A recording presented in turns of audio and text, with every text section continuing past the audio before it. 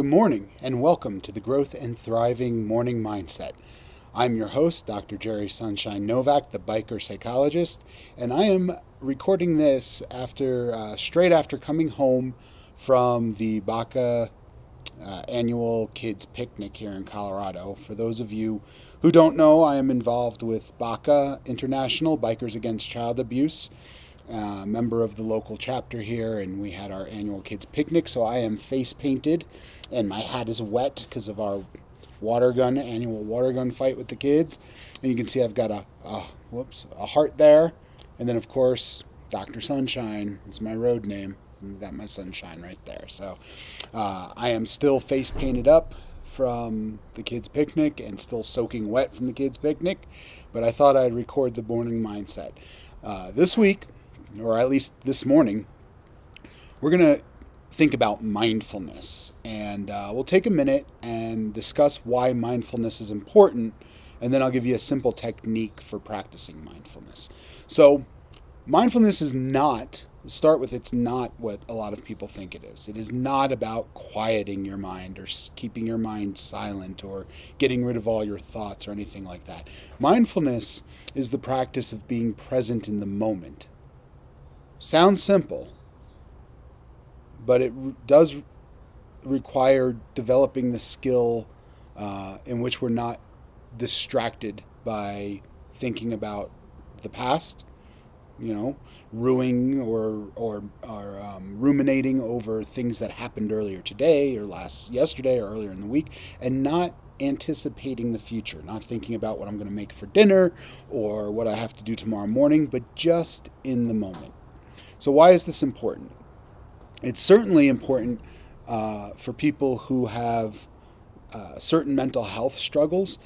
Most depression is rooted in things that happened in the past. Most anxiety has to do with worry about things that might happen in the future. And for sure, things like PTSD have to do with not so much thoughts all the time, but feelings in your body that and when you react to things in the moment, those reactions come from past events. So, a military veteran who feels unsafe in a crowded place and it gets a survival kind of a response. That response is from past experiences from when they were deployed or in combat. And so learning to be mindful and learning to focus yourself in the moment helps decrease the intensity of all those experiences.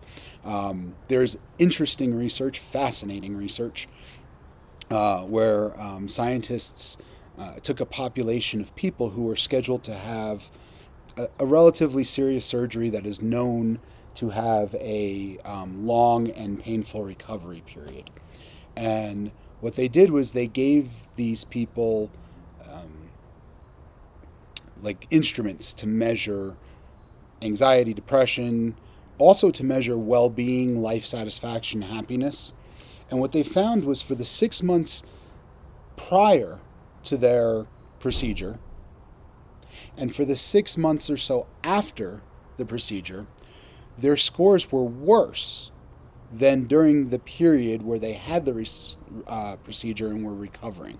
So this notoriously painful and difficult recovery, while they were in the middle of that, of recovering, people were rating their life satisfaction higher and rating their depression and anxiety and things lower than they did before the procedure and 6 months down the road. So the way we interpret this data is to understand that our anticipation of something we don't want to do and our memory of a thing that was uncomfortable or painful or difficult tend to be far worse than the actual thing itself. The actual thing itself, even when it's bad, even when it's painful, even when we don't like it, even when it's hard, is typically not as bad as we anticipate and not as bad as we remember.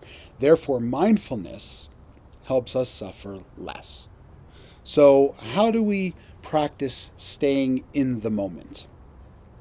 Probably the most common approach, the most widely used approach, And also an approach that makes a lot of sense is to focus on your breath.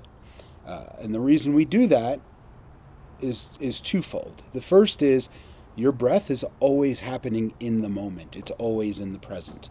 So if I can focus on my breath, and I don't need to carry it with me. Sometimes people, for example, who have PTSD or other trauma-related type difficulties will carry something that for grounding. So they carry a coin or a poker chip or something in their pocket, and they'll, rub it to like remind themselves to be present. Your breath is always present. So if you leave home and you forget your coin or your poker chip or whatever it is you use for grounding, you still have your breath, and your breath is occurring in the moment. The other reason why we focus on the breath as one technique, there are others, but as one technique, is because we can use our breath to manage our emotions. So when we are anxious or wound up or nervous, we are typically in the sympathetic nervous system, the fight or flight nervous system, and our breathing becomes shallow and rapid. And by breathing in a way that is natural, deeper, more diaphragmatic in our belly instead of our chest and our belly, and focuses on long exhalations, that by default puts us into a more parasympathetic nervous state, which is calmer and more relaxed. It is literally impossible to practice diaphragmatic breathing and be anxious at the same time. So if you're struggling with anxiety and you think about diaphragmatic breathing, those two are diametrically opposed. One of them is going to win. Either you will practice your diaphragmatic breathing and it will alleviate your anxiety because it will put you in a parasympathetic state, or if you're not as practiced or not as adept with diaphragmatic breathing, maybe the anxiety will win and your breathing will become rapid again, but with practice that should get better. So, as I mentioned, we are not trying to empty our minds. We are not trying to quiet our minds. What we are trying to do is notice our breath in the moment.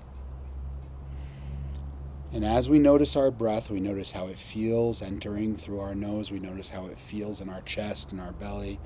We notice how it feels when we exhale, whether that's through our nose or through pursed lips. And we just pay attention to those sensations. And as that happens, we can start to try to attend to what's going on in the moment. So sitting in my yard at the moment, there's cloud cover. There are birds chirping and squirrels chattering in the background. There's a bit of a chill in the air. It's a little bit windy and a little bit not very windy, but a little bit of a wind that has a little chill to it. And I'm just noticing what's happening in the moment. Now, here's the advanced part, and the part that gets very difficult, is inevitably my mind will wander. I will start to think about what I need to do tomorrow. I will start to think about what I'm having for dinner. I'll start to think about my 4th grade teacher for who knows why, right? Whatever reason. And what I want to do is notice when my mind wanders like that. I don't want to get upset. I don't want to get frustrated. I don't want to get angry. Oh, I'm so bad at this. God, I suck. Why can't I keep my mind straight? No, I just want to compassionately and maybe with some curiosity notice, I'm thinking about my 4th grade teacher, or I'm thinking about what I want to have for dinner. Okay, let me put my arm around my thoughts and escort them back to the present. What's going on in the present? Well, my breath. So I start with my breath again.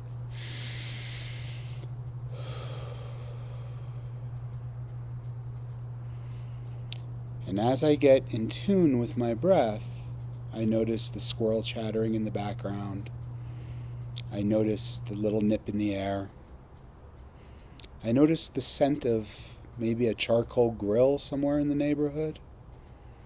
I notice the cloud cover and the gray skies. I notice the paintings on my face every time I look at myself in the camera. And I'm present again, and then in a moment or two, my mind will wander and I'll start to think about motorcycles or fitness or the next podcast I'm going to record or business or my kids or something. And as soon as I can, right, because what happens a lot of times is we get down the rabbit hole a bit before we notice. But as soon as I can, I want to notice, oh, my mind has wandered. Okay, well, let me escort it back to the present. People who are experienced meditators or very good at mindfulness, they're not better at keeping their minds quiet, and they're not better at keeping their minds present than the rest of us. Maybe they're a little better with staying present. Maybe they can do it for a few minutes longer than you or I could. But eventually their minds wander too. The skills that experienced meditators excel with is noticing more quickly when their mind wanders. So for you or I, if we start this practice today, we might start with our breath and notice what's going on in the moment, and then be down a rabbit hole thinking about whatever, about chemistry, about motorcycles, about anything, about food. And we could be far down the rabbit hole before we notice that our minds have wandered. Experienced meditators might notice it more quickly, that their mind has wandered. That's one skill set where they haven't, developed. You will develop this skill set too, with practice. The other skill set is that they have an easier time refocusing back on the present. In the beginning, for you and I, it might be effortful. It might take a little bit of focus and concentration to get back into the moment. But for people who are experienced in this sort of practice, they can get back in the moment very easily. And so as you practice this skill, your mind will still wander forever. If you do this for the rest of your life, which you should, by the way. There's an old Buddhist saying that says everyone should meditate for 15 minutes a day, unless you don't have enough time. Then you should meditate for an hour. But if you practice this for the rest of your life, your mind will always wander. It's just a matter of how quickly do you notice and how easily can you return it to the present. Then in your day-to-day life, you will notice when you're anxious. And when you're anxious, you will get better at noticing, oh my, this anxiety is not about anything happening right now. It's about things that might or might not happen in the future. Or if you start to feel depressed or down, you'll notice, oh, I'm not necessarily down about anything going on right this moment. I'm depressed about the argument I had with my significant other earlier this morning. Well, neither of those things are the present. So, what I recommend is 5 minutes a day. And there's research evidence and anecdotal evidence to support the idea that 5 minutes of this a day can create noticeably different changes in your life. And so experiment, try it, 5 minutes a day. Great to do it first thing in the morning, great to do it last thing in the evening. It does help promote good sleep in the evening. It does help promote feeling refreshed in the morning. And then comment and send me a message. Let me know how you make out with it. It's not that hard. It requires a little bit of commitment, but it's worth the juice is worth the squeeze. It's worth the 5 minutes of effort for the payoff.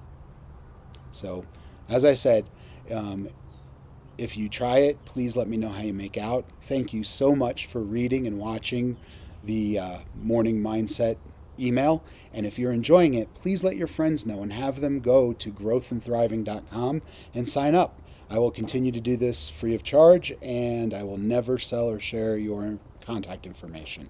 So this is Dr. Jerry Sunshine Novak, the biker psychologist.